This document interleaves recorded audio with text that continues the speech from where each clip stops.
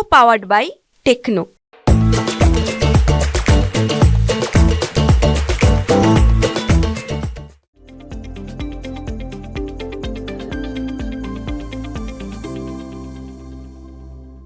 Sir आप भी बता दीजिए कौन से स्टॉक्स हैं जहां पे आप रेकमेंड कर रहे हैं कि अभी खरीदारी करनी चाहिए।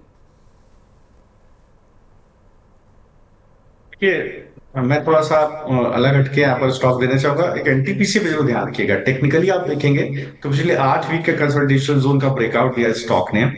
और सबको पता है कि लार्जेस्ट पावर जनरेटर है, एक बड़ी सप्लाई है स्टेट पावर यूटिलिटीज को।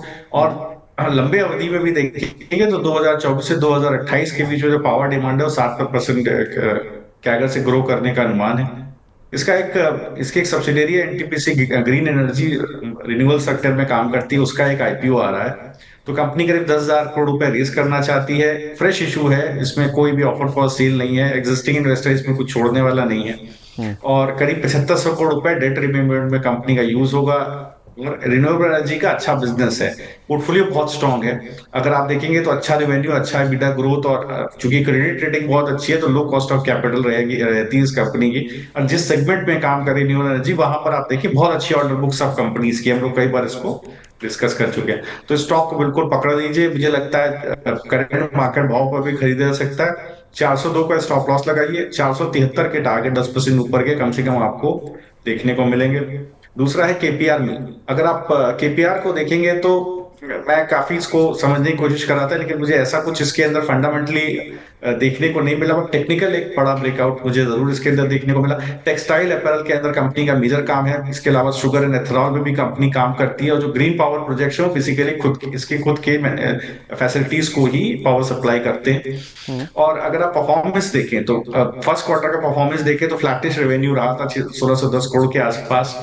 और एबिडा एबिडा मार्जिन भी अगर आप देखें तो 20% के आसपास फ्लैटिश रहा था।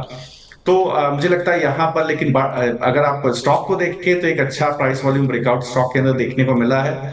934 का भाव है, डिस्क्लोजर है, क्लाइंट्स को रिकमेंडेड था नीचे के भाव पर।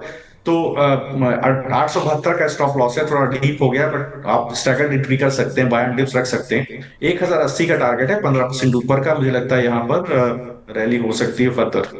केपीआर मिल में 1080 का टारगेट है, 872 रुपये का स्टॉप लॉस, थोड़ा डीप स्टॉप लॉस हो गया, लेकिन आप धीरे धीरे खरीदारी करें। 953 के आसपास फिलहाल ट्रेड कर रहा है। और दूसरा नाम है सरकारी पीएसयू पावर कंपनी है एनटीपीसी का, 473 का टारगेट, 402 रुपये के आसपास का आपको स्टॉप लॉस रखना है। सर केवल एनटीपीसी में एक ही चीज़ बता दीजिए, आपने एनटीपीसी ग्रीन एनर्जी के आईपीओ की बात करी, वो बड़ा ट्रिगर है स्टॉक के लिए। उस आईपीओ में सर मैं जो रीड कर रहा था, उसका जो ऑफर डॉक्यूमेंट है उसके हिसाब से 10% कोटा इनके शेयर होल्डर्स के लिए रिजर्व्ड है।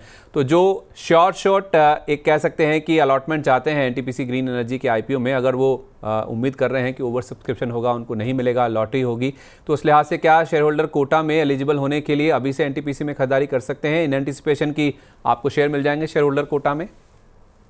तो देखिए, बिल्कुल हो सकता है स्टॉक में इसी वजह से एक वीकली ब्रेकआउट है, वीकली चैनल का ब्रेकआउट है। स्टॉक शायद इन सब चीजों को एंटिसिपेट कर रहा है, स्टॉक के अंदर चल रहा है। तो बिल्कुल ये बिल्कुल सही स्ट्रेटजी रह सकती है।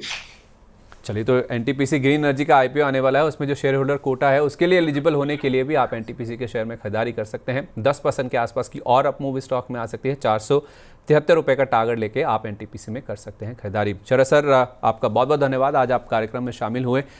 इससे पहले कि हम आपसे विदा लें, कोई डिस्क्लोजर जो आप शेयर करना चाहेंगे सर? इसमें कई सारे स्टॉक है जो जैसे आईएफएल है या दूसरे स्टॉक शेयर हुए, निफ्टी बैंक निफ्टी, वहां पर क्लाइंट्स को स्ट्रेटजीज रिकमेंडेड हो सकती है। चलिए सर, बहुत बहुत धन्यवाद आज कार्यक्रम में शामिल होने के लिए और अपने जो पिक्स हैं वो हमारे साथ आज के सेशन में शेयर करने के लिए। Co-powered by Techno।